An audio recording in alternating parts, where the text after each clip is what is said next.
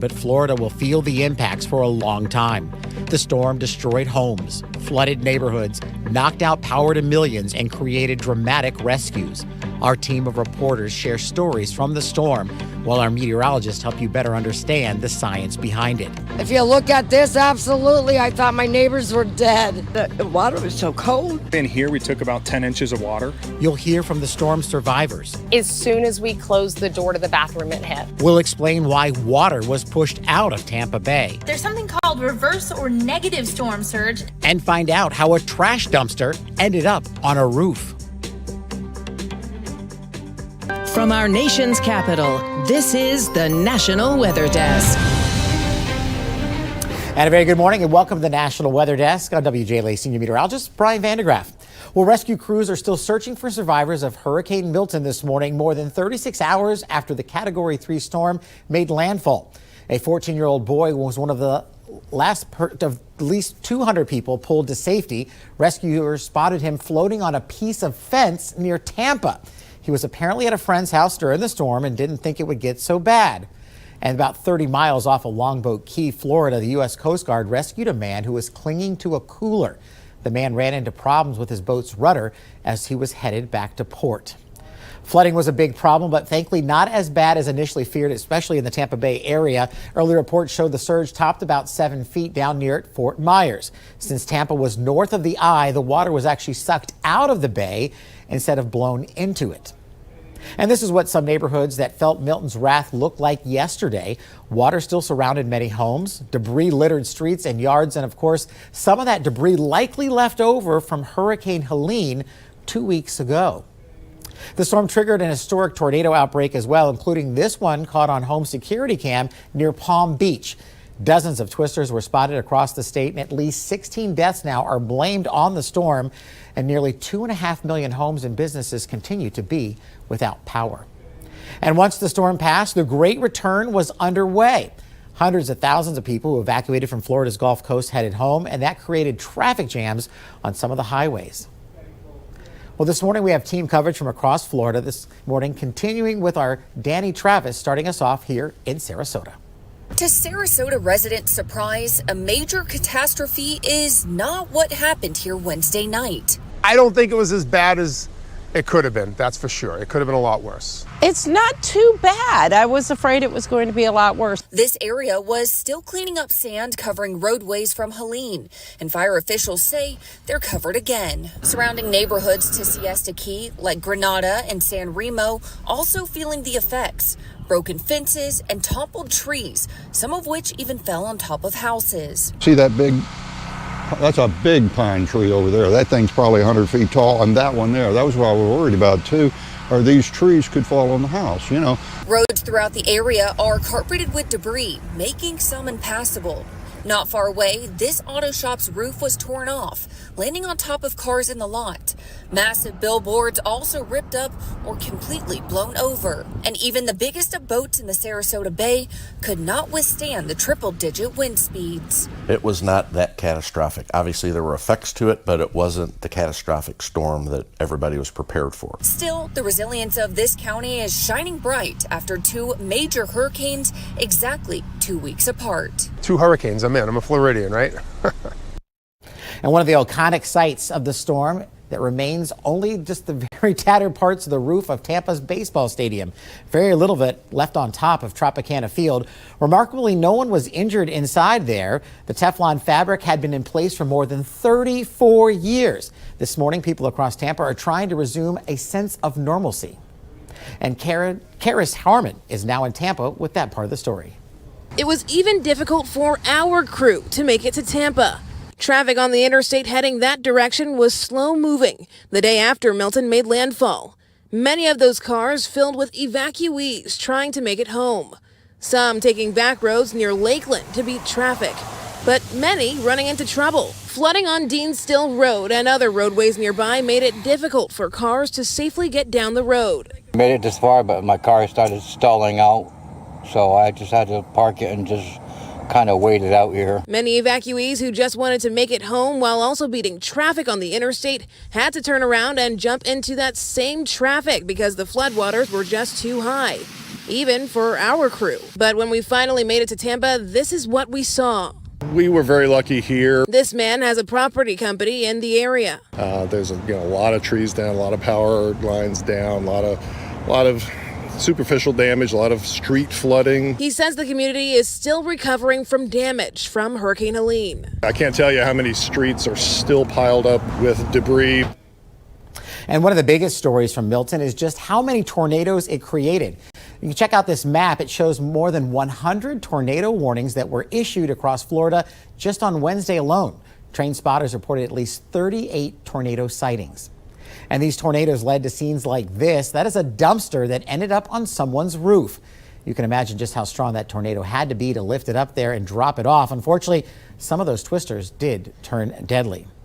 The Spanish Lakes Country Club Village in Fort Pierce sustained significant tornado damage as well on Wednesday. As many as 6 people were killed. Elsewhere along Florida's East Coast, people had stories of survival.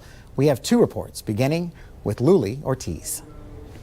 A path of destruction across Martin County. Drone footage from a residence shows homes in the Port Salerno community decimated after Wednesday's tornado passed through. When Terry Root walked out of her home after taking cover, she said the grief immediately took over. If you look at this, absolutely, I thought my neighbors were dead.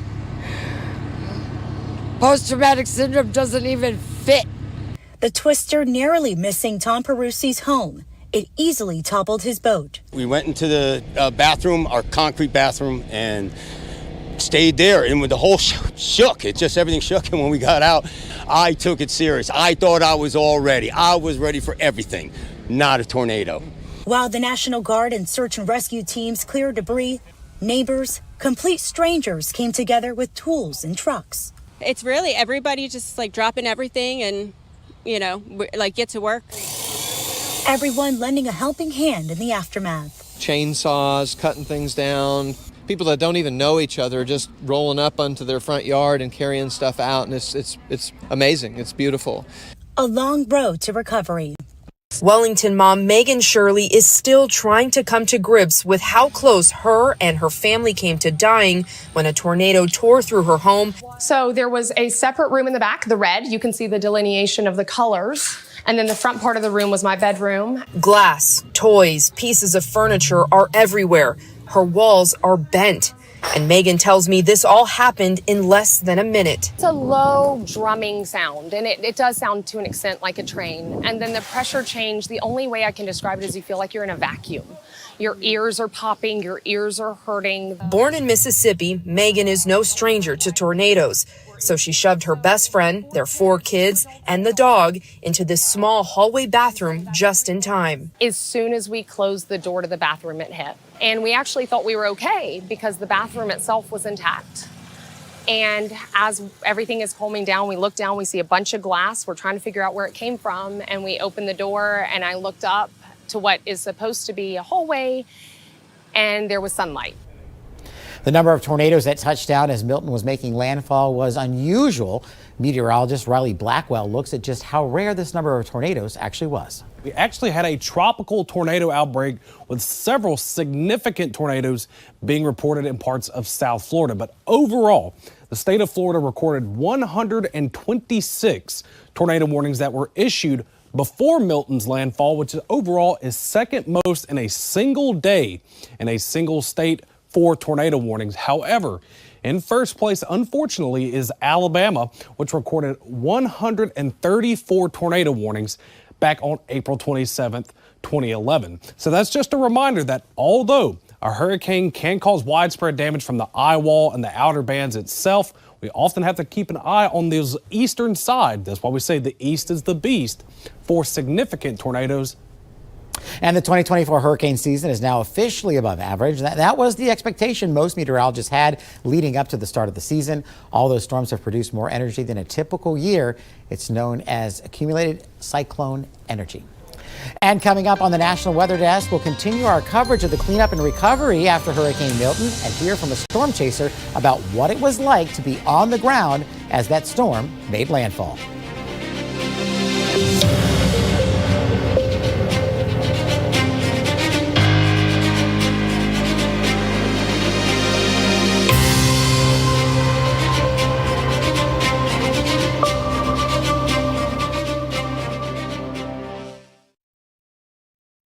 I'm meteorologist Charlie Lopresti with Look at the Northeast. We have a nice day on tap in the Northeast. Today, look for a lot of sun, seasonable temperatures, and a gusty northwest wind. Those leaves will be blowing around a little bit.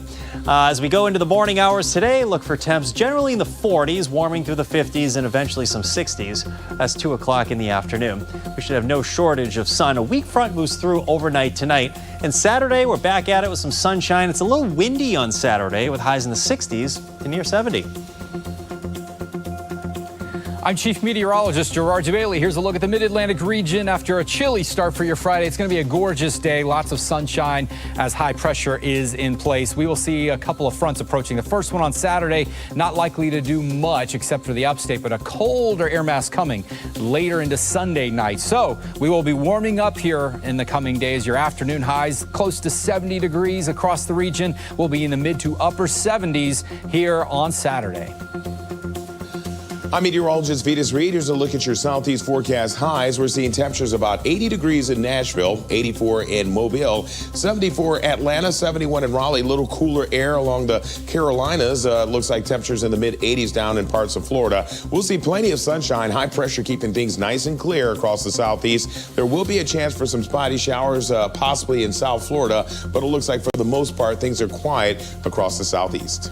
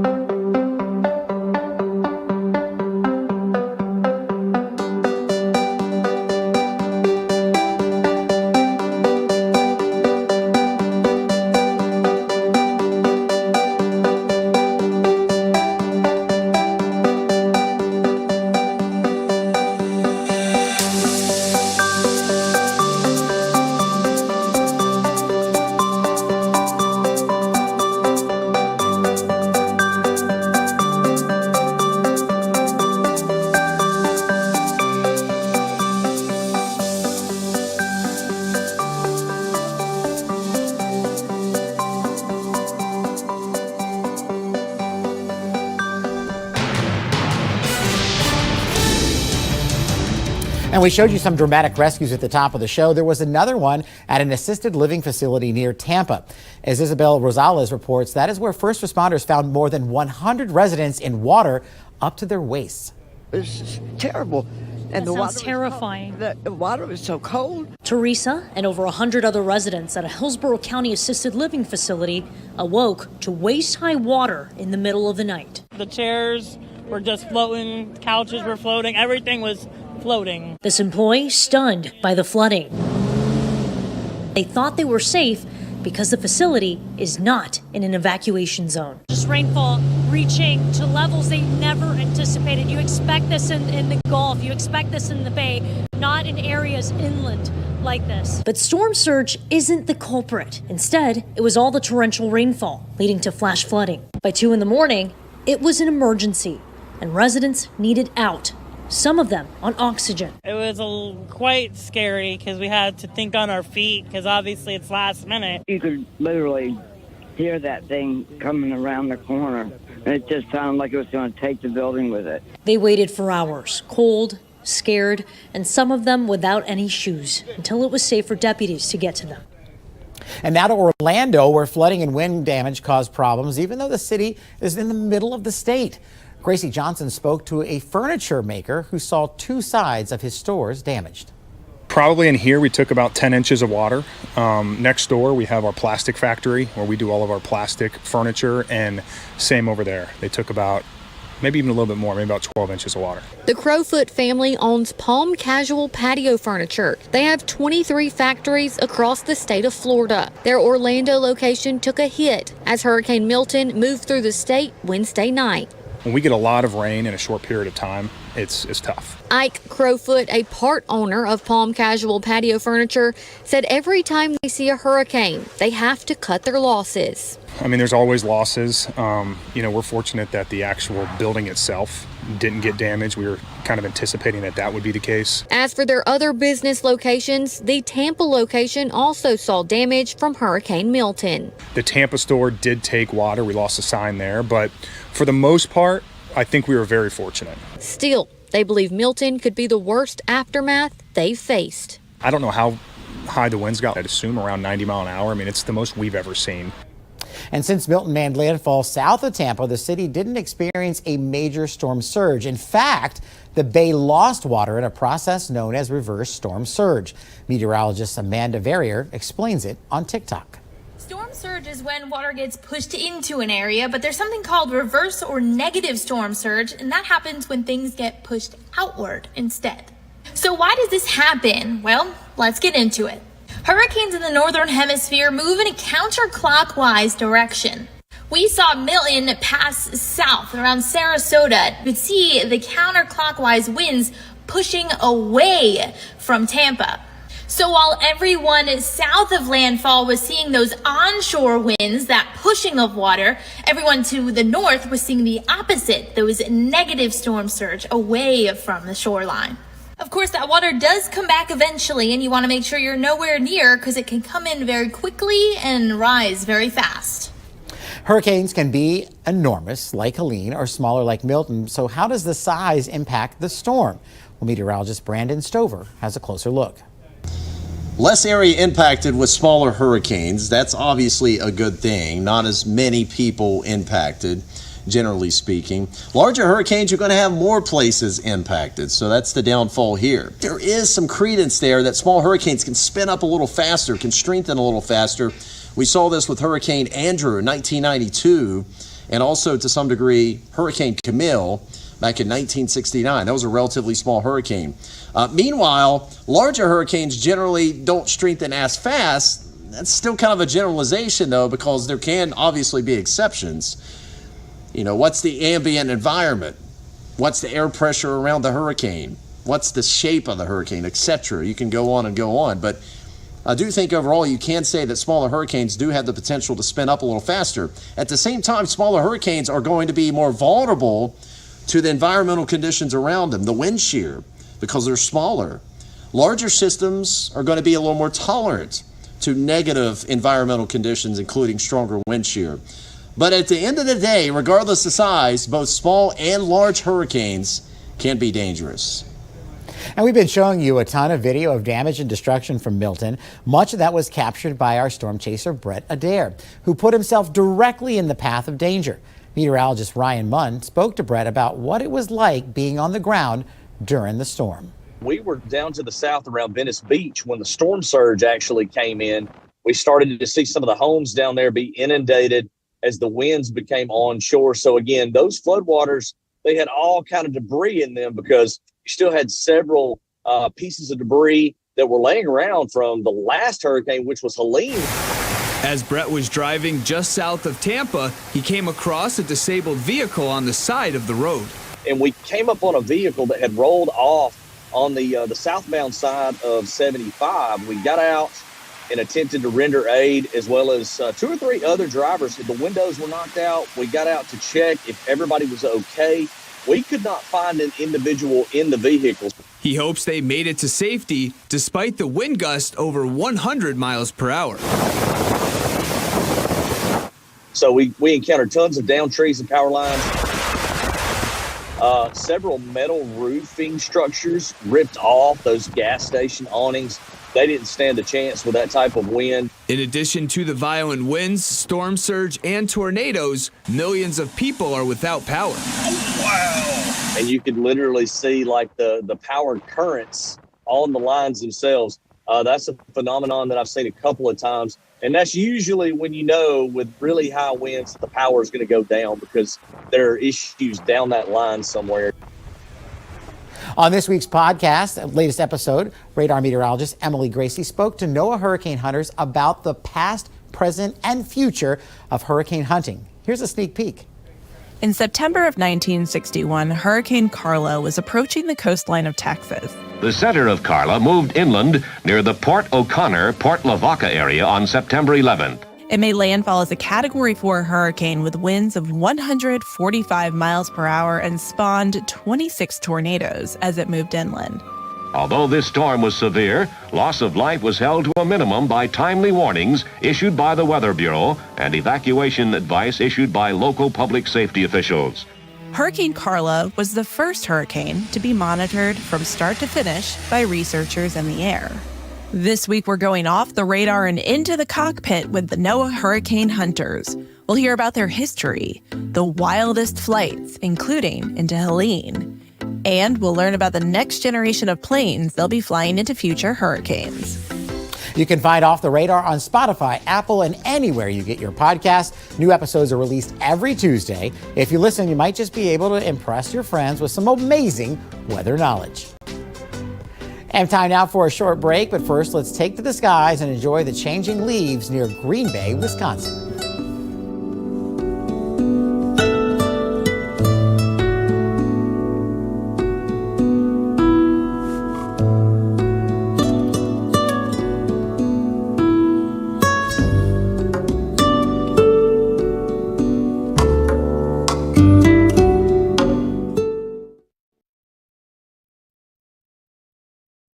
Good Friday morning, everyone. I'm meteorologist Andrew Buck-Michael. A few more clouds starting to move their way in. It's been such a sunny week across the Midwest, but we're still sunny across the Great Lakes and the Ohio Valley, but we're going to see more of those clouds move in, including a few rain showers as we get into your Saturday across the Great Lakes, and then as we get into your Sunday, still a few showers across the Great Lakes and the eastern Ohio Valley.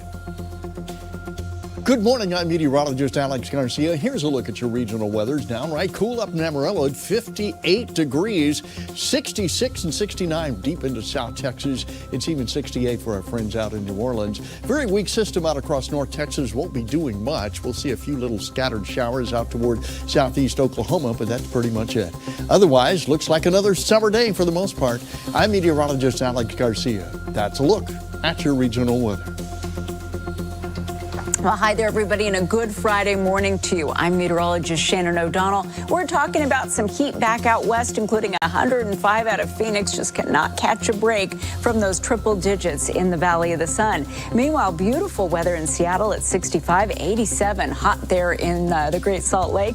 And we'll see lower pressure pushing toward Cape Mendocino. Perhaps some rain there as we head into the weekend. And that's the scene from here.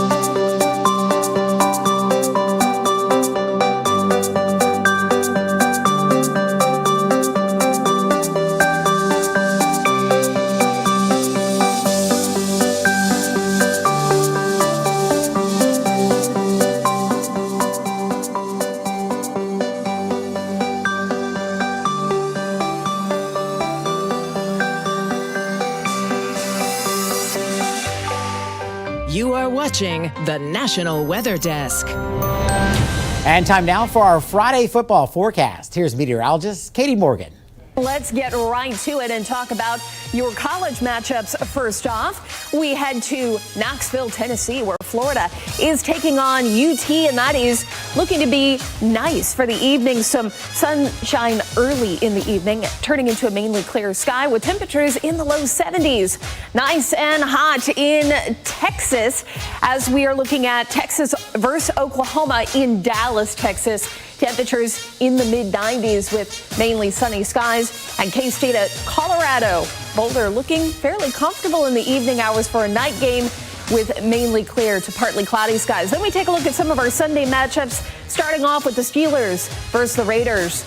Nice and toasty in Las Vegas with sunshine at 90 degrees. A little rain to deal with in Green Bay with the Cardinals in town taking on the Packers. A little chilly, too, sitting at 50. And the Commanders taking on the Ravens in Baltimore. Looking good with plenty of sunshine and temperatures in the mid-70s. Hope everyone is having a great start to your Friday. I'm meteorologist Katie Morgan.